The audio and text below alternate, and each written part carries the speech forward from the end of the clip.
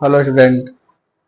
मैं प्रमोद कुमार उपाध्याय स्वागत करता हूं अपने यूट्यूब चैनल परधी क्लासेस 4169 में।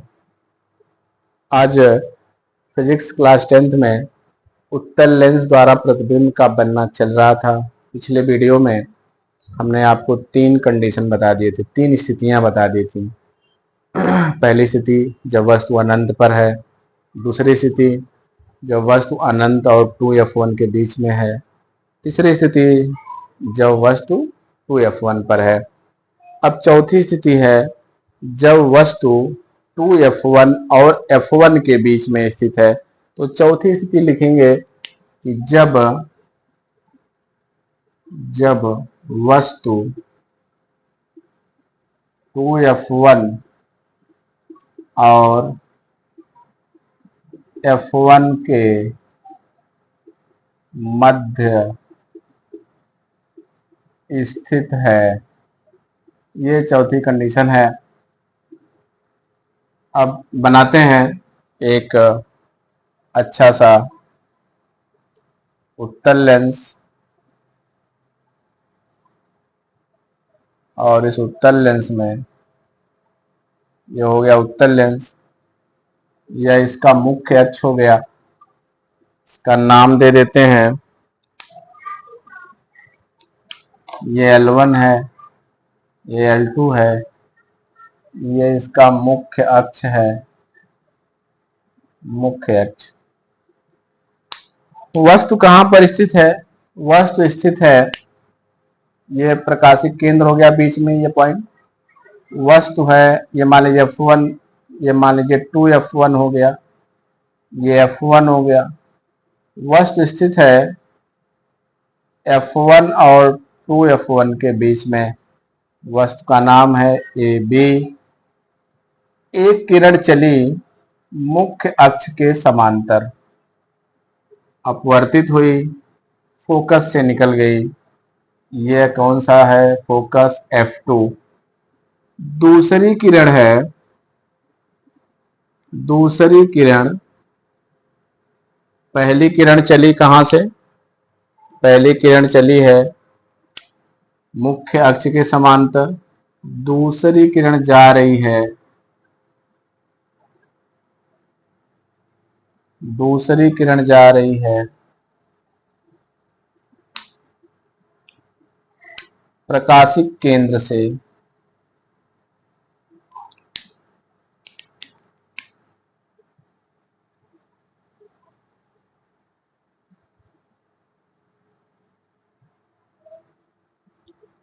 यहां पे देखिए ये F2 हो गया और ये पॉइंट हो गया 2f2। और प्रतिबिंब कहां बन रहा है? प्रतिबिंब बन रहा है ये,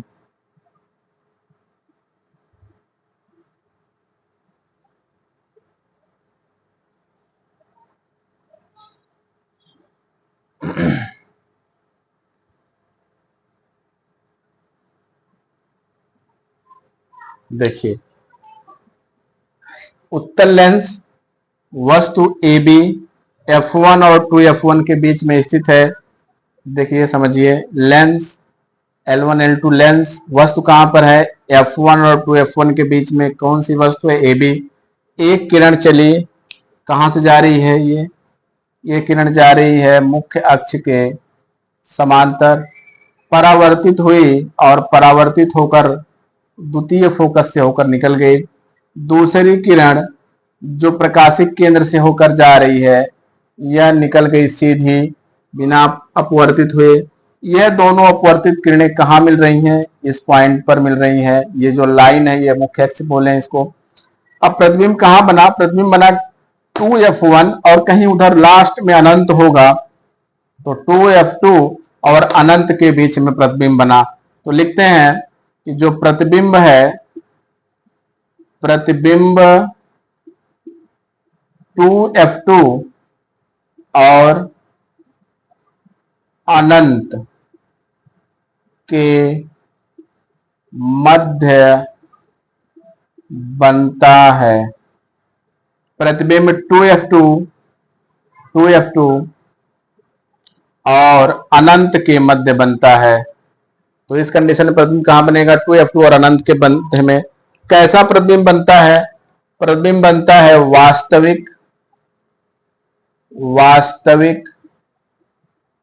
उल्टा और वस्तु से बड़ा बनता है। वास्तविक, उल्टा और वस्तु से बड़ा। प्रतिबिंब की स्थिति क्या है, प्रतिबिंब बनता है 2f2 और अनंत के बीच में। 2f2 अनंत कहीं उधर होगा तो 2f2 और अनंत के मध्य बनता है। कैसा बनता है, वास्तविक बनता है, उल्टा बनता है और वस्तु से बड़ा बनता है, वस्तु से बड़ा बनता है। देख लीजिए इसको, इसका स्क्रीनशॉट ले लीजिए। पांचवी स्थिति देखते हैं, रब कर दें इसको।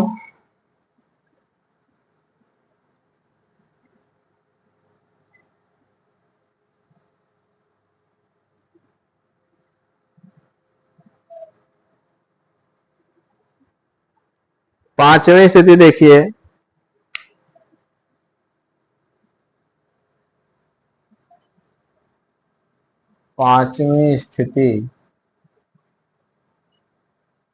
पांचवी स्थिति जब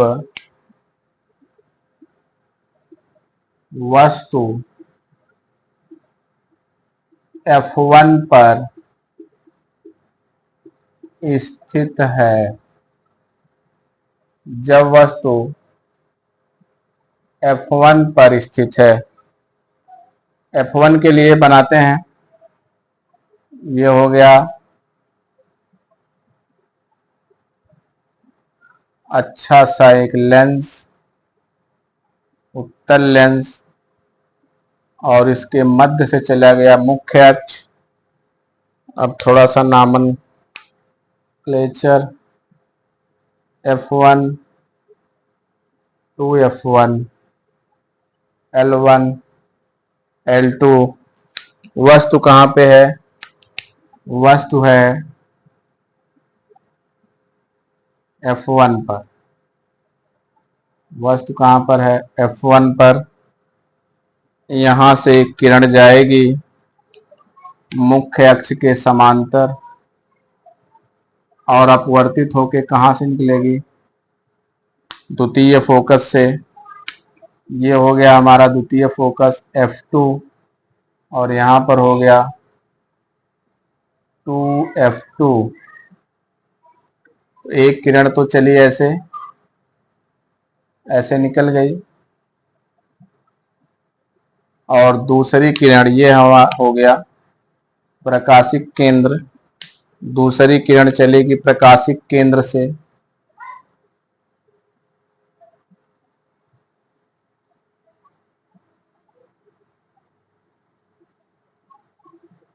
ऐसे। तो ये दूसरी किरण है, ये चल रही है प्रकाशिक केंद्र से, देखिए। और ये लाइन क्या है, ये लाइन है मुख्य अक्ष। मुख्य अक्ष देखिए, वस्तु कहां पर स्थित है, F1 पर। एक किरण चली मुख्य अक्ष के समांतर, अपवर्तित हुई, द्वितीय फोकस से निकल गई। दूसरी किरण जा रही है प्रकाशिक केंद्र से, सीधी निकल गई। ये दोनों किरणें समांतर किरणें हैं। इस स्थिति में दोनों अपवर्तित किरणें समांतर होती हैं। यहां लिख दे रहे हैं, इस स्थिति में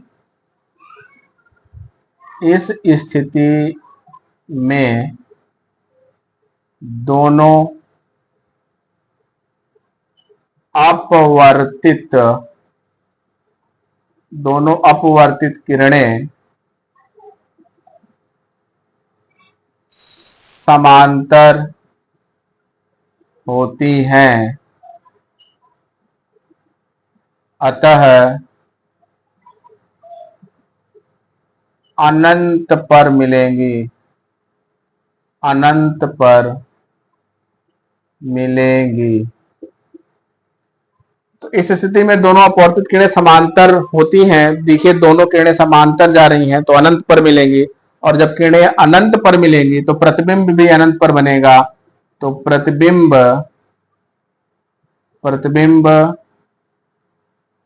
अनंत पर बनता है। प्रतिबिंब अनंत पर बनता है। प्रतिबिंब कैसा बनेगा? प्रतिबिंब बनता है वास्तविक, वास्तविक, उल्टा और वस्तु से बहुत बड़ा बनता है। वस्तु से बहुत बड़ा बनता है। तो देख लीजिए, ये कंडीशन है। नाम दे दें वस्तु का, वस्तु का नाम ए और बी दे दीजिए। अनंत पर बन रहा है, अनंत पर, अनंत तो हम दिखा नहीं सकते, बस ये दिखा सकते हैं कि दोनों किरणें समांतर जा रही हैं और समांतर किरणें हमेशा अनंत पर मिलती हैं। तो इसका प्रतिबिंब अनंत पर बनेगा और वास्तविक बनेगा, उल्टा बनेगा और वस्तु से बहुत बड़ा बनेगा। ये हमारी पांचवी स्थिति हो गई। छठवीं और लास्ट स्थिति देखिए, इसका स्क्रीनशॉट ले लीजिए।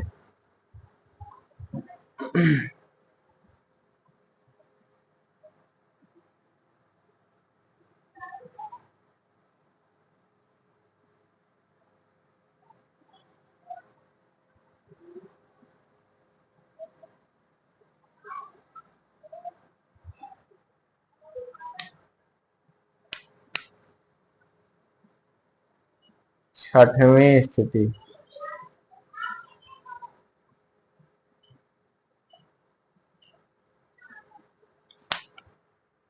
प्रतिबिंब जब वस्तु F1 और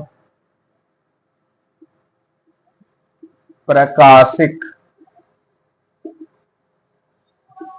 केंद्र के मध्य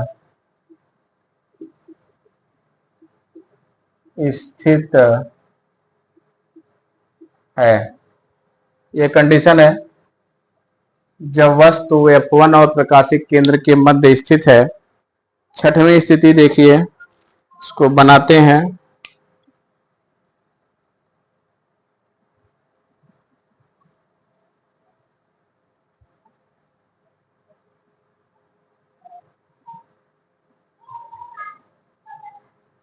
ये हो गया हमारा लेंस, ये सीधे हो गया मुख्य अक्ष और इस लेंस का नाम है L1 और L2 और इस लाइन का नाम है मुख्य अक्ष। बीच में है प्रकाशिक केंद्र और यहाँ पर है ये F1, यहाँ पर 2F1। वस्तु है F1 और प्रकाशिक केंद्र के बीच में। एक किरण ऐसे चली और ऐसे निकल गई। तो ये हमारा पॉइंट कौन सा हो गया? ये हमारा पॉइंट है F2 और ये पॉइंट हो गया 2F2। तो एक किरण चली मुख्य अक्ष के समांतर, अपवर्तित होके द्वितीय फोकस से चली गई। वस्तु है AB। दूसरी किरण निकली प्रकाशिक केंद्र से और ऐसे निकल गई। ये दूसरी किरण है, ये दूसरी किरण है, ऐसे निकल गई। अब हम करते क्या हैं, देखिए, ये AB है, AB है, वस्तु का नाम है ये। हम करते क्या हैं, दोनों जो अपवर्तित किरणें हैं, देखिए, ये तो ना तो कहीं मिलेंगी और ना ही समांतर है। देख लीजिए, समांतर रेखा ऐसे चलती है, ऐसे समांतर रेखा चलती है। एक किरण इधर जा रही है, एक किरण ऐसे नीचे जा रही है। ये दोनों किरणें समांतर नहीं है और समांतर किरणें नहीं है तो कहीं मिलेंगी भी नहीं, अनंत पर भी नहीं मिलेंगी। तो हम क्या करते हैं, हम अपवर्तित किरणों को पीछे की तरफ बढ़ाते हैं। ऐसे पीछे की तरफ बढ़ाएंगे, अपवर्तित किरणों को पीछे की तरफ बढ़ाएंगे।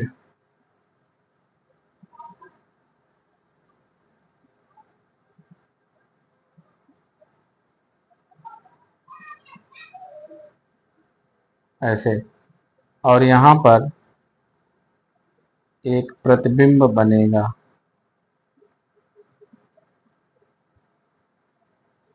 ये प्रतिबिंब बनेगा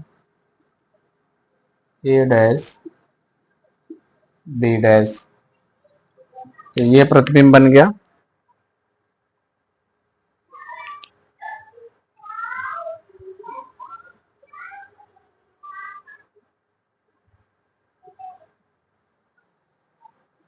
हमारी ये छठवीं स्थिति है जब वस्तु F1 और प्रकाशिक केंद्र के बीच स्थित है। F1 यहाँ पर है, प्रकाशिक केंद्र यहाँ पर, यहाँ के दोनों के बीच में स्थित है ये भी, और यहाँ से एक किरण चली मुख्य अक्ष के समांतर, अपवर्तित हुई, द्वितीय फोकस से निकल गई, दूसरी किरण जा रही है प्रकाशिक केंद्र से सीधे निकल जाती है। दोनों किरणें कहीं मिल नहीं रही हैं, दोनों समांतर भी नहीं है, इसलिए इनको पीछे की तरफ अगर बढ़ाएं अपवर्तित किरणों को तो इस पोजीशन पर मिलती है जहां वस्तु का प्रतिबिंब बनता है। और यह प्रतिबिंब कैसा बन रहा है? प्रतिबिंब बनेगा आभासी, आभासी, सीधा और वस्तु से बड़ा बनता है, वस्तु से बड़ा बनता है, वस्तु से बड़ा बनता है। ये कंडीशन है हमारी, देख लीजिए इसको। तो इस स्थिति को समझ लीजिए, जैसे अवतल दर्पण में एक स्थिति में प्रतिबिंब आभासी बनता था, वैसे उत्तल लेंस में एक स्थिति में प्रतिबिंब आभासी बनेगा। किस स्थिति में? जब वस्तु F1 मतलब प्रथम फोकस और प्रकाशिक केंद्र के बीच में स्थित होगी, प्रथम फोकस और प्रकाशिक केंद्र के बीच में स्थित होगी, उस स्थिति में वस्तु का प्रतिबिंब आभासी बनेगा।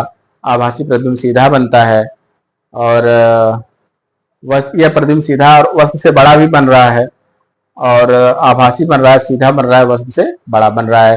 ये 6 कंडीशन हो गए, 6 कंडीशन को देख लीजिएगा। तो 6 कंडीशन, ये 6 कंडीशन उसके मतलब अवतल दर्पण के और उत्तल लेंस के 6 कंडीशन 12, और 2 कंडीशन हो गए उत्तल दर्पण, और अभी 2 कंडीशन बताएंगे अवतल लेंस के। तो कुल मिला के 16 कंडीशन। 16 कंडीशन में कम से कम 4 बहुविकल्पी क्वेश्चन आते हैं, कम से कम 4 आएंगे। उसको देखिएगा और समझिएगा, जो नहीं आएगा बताइएगा हमको कमेंट में। आगे अब करते हैं अवतल लेंस द्वारा प्रतिबिंब का बनना। इसको रब कर दे रहे हैं, इसको देख लीजिए।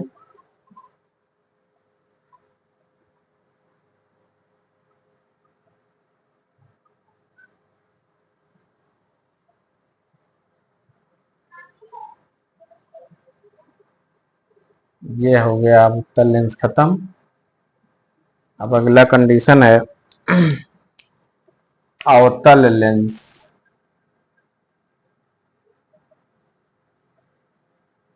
अवतल लेंस द्वारा प्रतिबिंब का बनना। पहली कंडीशन है जब वस्तु अनंत पर स्थित है, जब वस्तु अनंत पर स्थित है, ये प्रथम स्थिति है। 2 ही स्थितियां होती हैं इसमें, तो इसको बनाते हैं।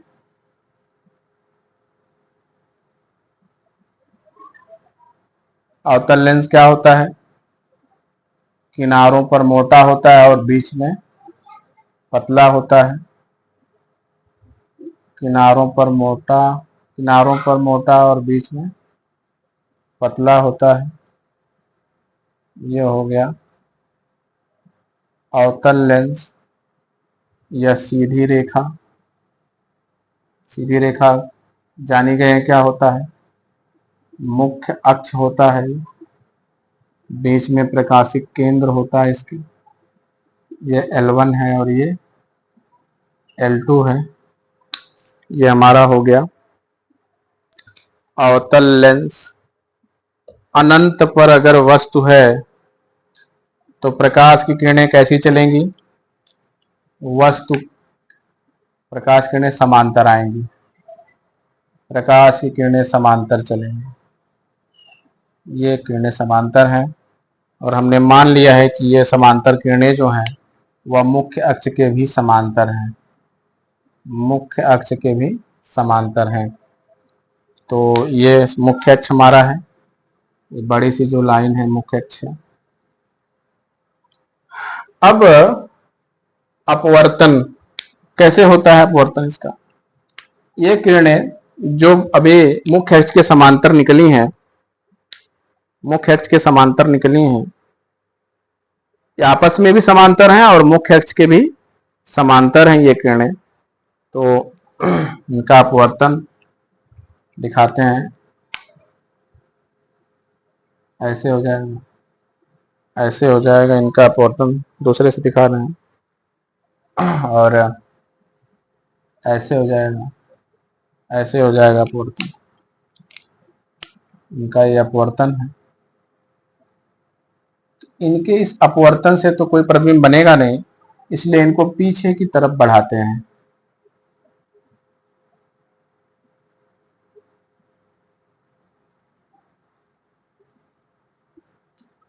और ये जहां मिल रही हैं ये होता है F2, F1 क्या होता है? F1, और यहां पर 2F1।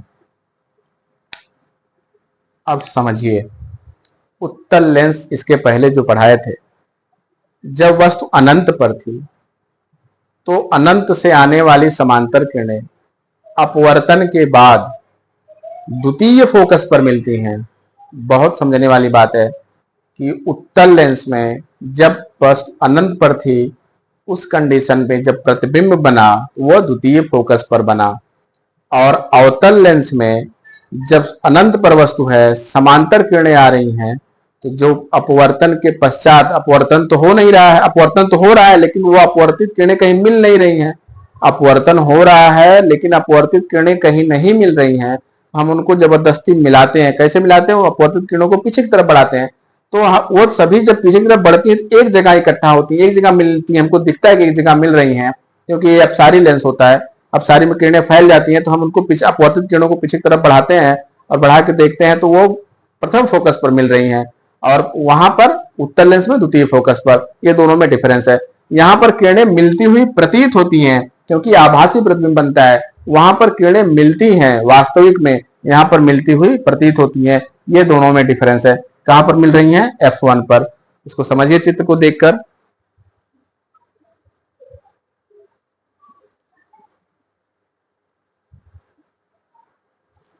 देख लिए आप लोग, प्रतिबिंब कैसा बनता है? प्रतिबिंब बनेगा आभासी, सीधा और वस्तु से बहुत छोटा, बहुत छोटा। तो यह स्थिति है। बनता कहां पे है? F1 पर, प्रथम फोकस पर। वस्तु प्रतिबिंब कहां बनता है? प्रतिबिंब प्रथम फोकस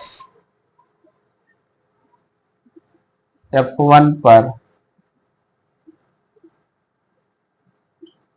बनता है। देख लीजिए इसको।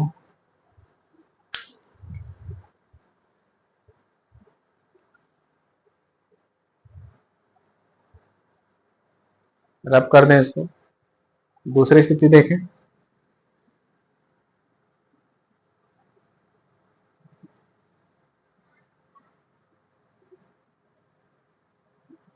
दूसरी स्थिति,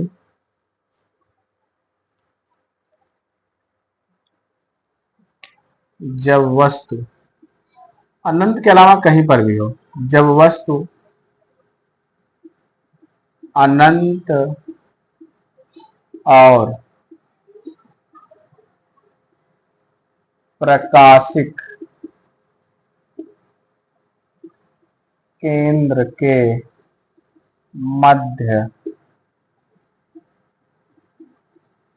कहीं पर भी स्थित है, स्थित हो। जब वस्तु अनंत और प्रकाशिक केंद्र के मध्य कहीं पर भी स्थित हो, तो इसको देख लीजिए। इसको बनाते हैं,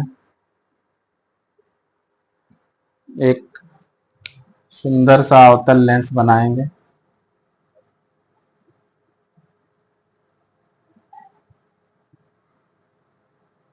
ये अवतल लेंस हो गया।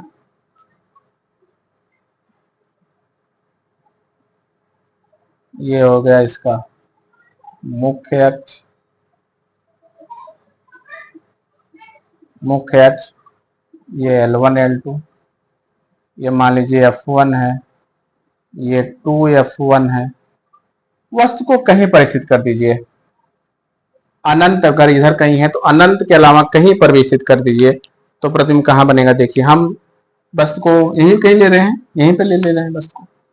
मान लीजिए वस्तु यहाँ पर है, तो एक किरण चली मुख्य अक्ष के समांतर। अब अगर बताइए मुख्य अक्ष के समांतर चलती है प्रकाश की किरण, अपवर्तन होने के बाद,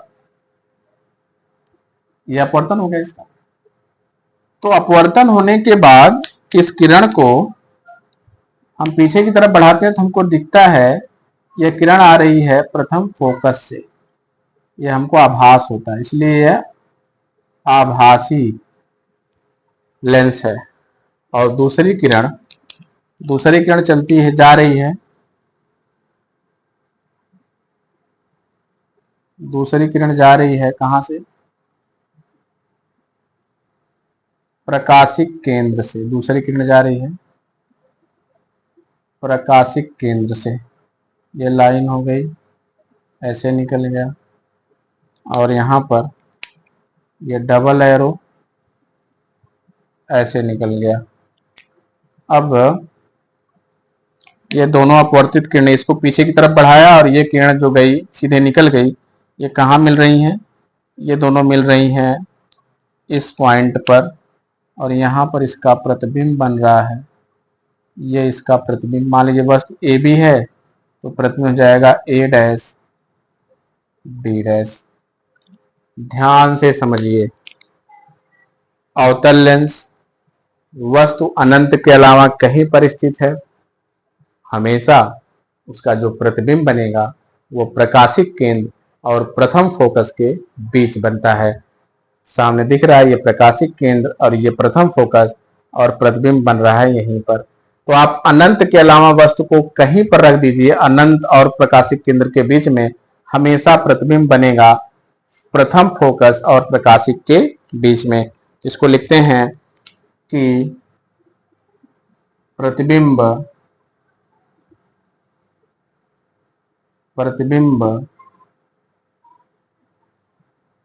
प्रथम फोकस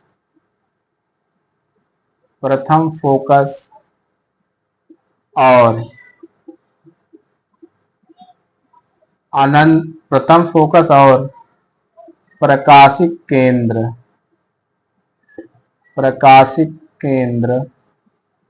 के मध्य बनेगा। इस स्थिति में जब वस्तु अनंत और प्रकाशिक केंद्र के मध्य कहीं पर भी स्थित हो, उस स्थिति में प्रतिबिंब प्रथम फोकस और प्रकाशिक केंद्र के मध्य बनेगा। प्रतिबिंब प्रथम फोकस और प्रकाशिक केंद्र के मध्य बनेगा। कैसा बनेगा प्रतिबिंब? प्रतिबिंब बनेगा आभासी, सीधा और वस्तु से छोटा बनता है। इसको देख लीजिए, ये स्थिति खत्म हो गई है, तो समझ लीजिए। उसके बाद आगे बात करते हैं।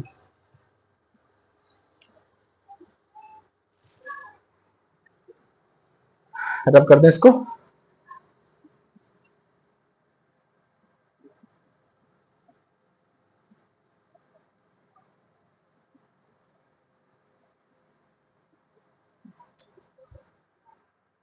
अगला है लेंस सूत्र।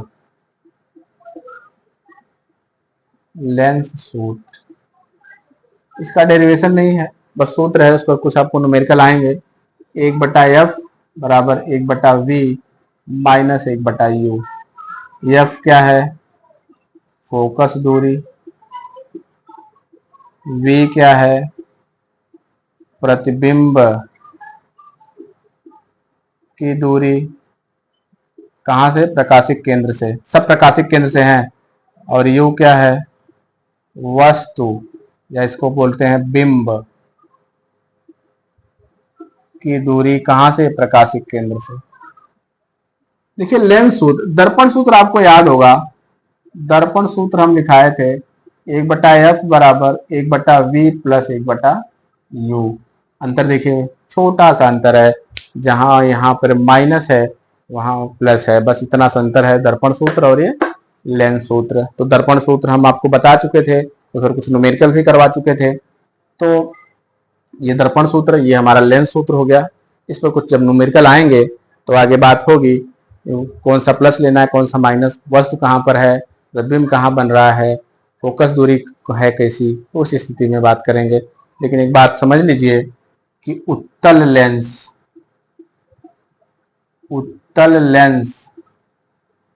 की फोकस दूरी धनात्मक होती है, ये बात ध्यान रखिएगा।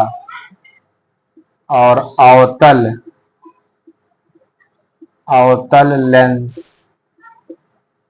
की फोकस दूरी ऋणात्मक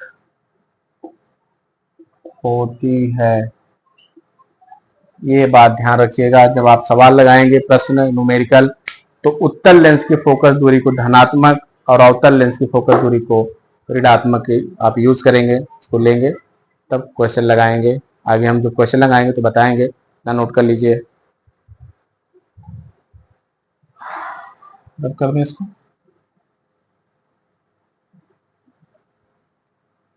अगला टॉपिक है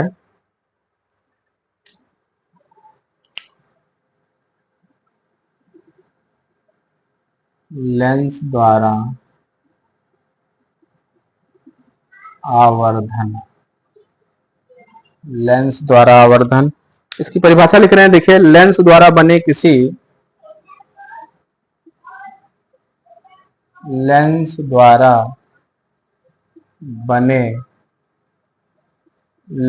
द्वारा बने किसी वस्तु के प्रतिबिंब की लंबाई, किसी वस्तु के प्रतिबिंब की लंबाई और वस्तु के लंबाई के अनुपात को के रेखीय आवर्धन कहते हैं। अनुपात को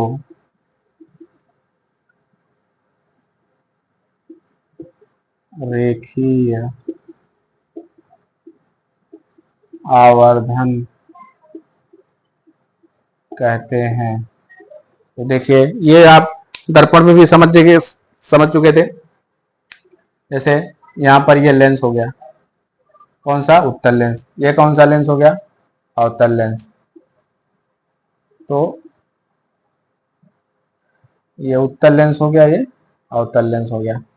अब ये मुख्य अक्ष, यहाँ पे मुख्य अक्ष, वस्तु यहाँ पर है, किरण यहाँ से इधर जा रही है, तो हम इस प्रकाशिक केंद्र से बाएं तरफ इधर जो दूरी नापेंगे, ये प्रकाशिक केंद्र इधर जो दूरी नापेंगे वो धनात्मक लेंगे, और प्रकाशिक केंद्र के इधर जो दूरी हम नापेंगे वो माइनस लेंगे, इधर जो दूरी नापेंगे वो माइनस लेंगे। मुख्य अक्ष के ऊपर जो दूरी लेंगे ये धनात्मक, मुख्य अक्ष के ऊपर चाहे इधर रहे चाहे इधर रहे, धनात्मक धनात्मक धनात्मक। मुख्य अक्ष के नीचे इधर रहे चाहे इधर रहे, ऋणात्मक ऋणात्मक। मुख्य अक्ष के नीचे इधर तो रहता ही नहीं है, तो और यहाँ तो रहता ही नहीं है, तो अगर वस्तु नीचे है तब प्रतिबिंब उसका नीचे रहेगा, मुख्य अक्ष के नीचे। तो अगर नीचे है तो दोनों ऋणात्मक कट के धनात्मक हो जाएंगे, माइनस माइनस माइनस कैंसिल हो जाएगा। तो यह कंडीशन होती है। इधर की दूरी ऋणात्मक, उल्टा हो गया, इधर की दूरी ऋणात्मक और इधर की दूरी धनात्मक, इधर की दूरी धनात्मक इस साइड की। फिर से समझ लीजिए, प्रकाशिक केंद्र से लेफ्ट इधर दूरी ऋणात्मक, प्रकाशिक केंद्र के इधर दूरी धनात्मक, प्रकाशिक केंद्र के इधर दूरी ऋणात्मक, प्रकाशिक केंद्र की उधर दूरी धनात्मक। प्रकाशिक के मुख्य अक्ष के ऊपर धनात्मक और मुख्य अक्ष के नीचे ऋणात्मक। ये ऋणात्मक नीचे वाला है, कंफ्यूज मत होइए, नीचे वाला है, और ये भी क्या है, नीचे वाला। तो प्रकाशिक केंद्र के नीचे ऋणात्मक और इस साइड ऋणात्मक, मुख्य अक्ष के ऊपर धनात्मक और प्रकाशिक केंद्र के दाहिने धनात्मक। प्रकाशिक केंद्र के बाएं ऋणात्मक, प्रकाशिक केंद्र के दाहिने धनात्मक, मुख्य अक्ष के ऊपर धनात्मक, मुख्य अक्ष के नीचे ऋणात्मक। तो अगर आवर्धन की बात करें तो m बराबर होता है I बटे O बराबर V बटे U, और I बटे O को कई कई किताबों में लिखता है H डैश बटे H। तो कंफ्यूज मत होइएगा, आप कोई भी फार्मूला में नाम से कोई मतलब नहीं होता है। ये V है, ये प्रतिबिंब की लंबाई, और O है वस्तु की लंबाई। I प्रतिबिंब की लंबाई और O वस्तु की लंबाई। V प्रतिबिंब से दूरी, प्रकाशिक केंद्र से प्रतिबिंब की दूरी, और U प्रकाशिक केंद्र से वस्तु की दूरी, या ये दोनों H डैश और H भी लिखे जाते हैं। तो ये है, और प्लस माइनस हम इस हिसाब से लगा लेंगे। ये आवर्धन है, आवर्धन को देख लीजिएगा और इसको आप नोट कर लीजिए, इसको रब कर दें।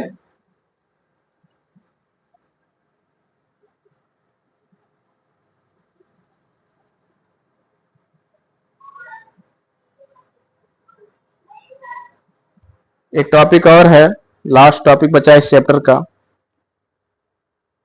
लेंसों की क्षमता।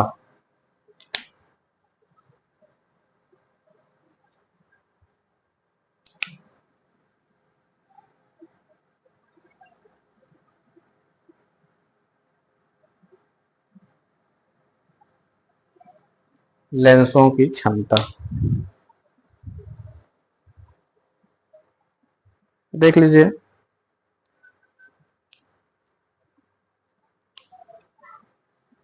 लेंस प्रकाश किरणों को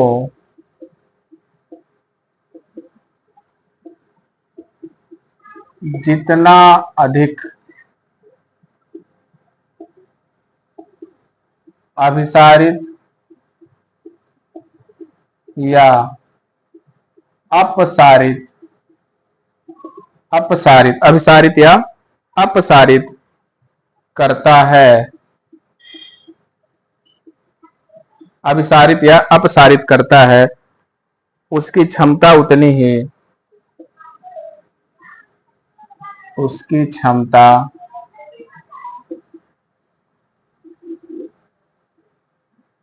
उतनी ही अधिक होती है।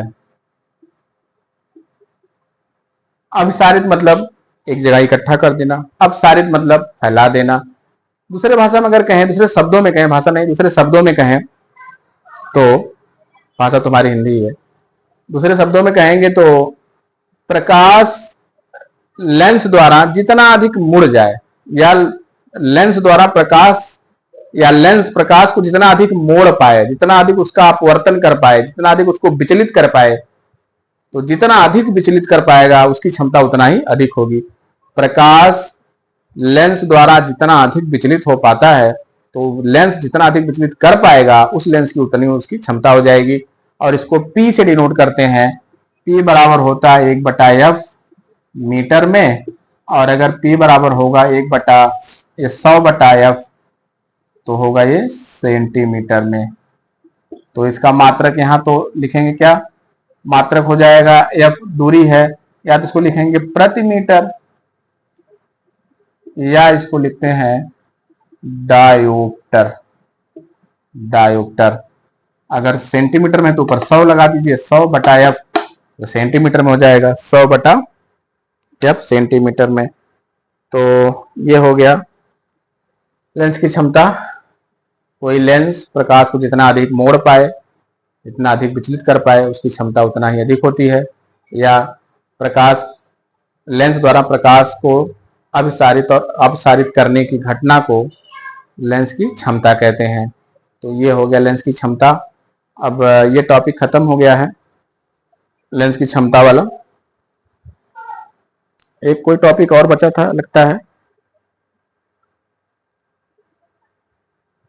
कुछ अग उपयोग बचा है, छोटा सा टॉपिक है, तो लेंस के उपयोग ये कल लिखा देंगे और उसके बाद बचेगा आंकिक प्रश्न। तो कल के पूरे एक 2-3 मिनट का टॉपिक है लेंस का उपयोग, उसको कल कराने के बाद तो पूरा जितना भी वीडियो होगा पूरे वीडियो में आपको आंकिक प्रश्न करवाएंगे। और कल पूरा जो वीडियो है आंकिक प्रश्न पर आधारित होगा और इसके आंकिक प्रश्न बहुत इंपॉर्टेंट होते हैं, तो आप ध्यान से देखिएगा। और आज का वीडियो यहीं पर रोक रहे हैं। जो भी समझ में ना आए उसको लिखिएगा कमेंट में। चैनल को सब्सक्राइब करिए, लाइक करिए, शेयर करिए। थैंक यू, धन्यवाद।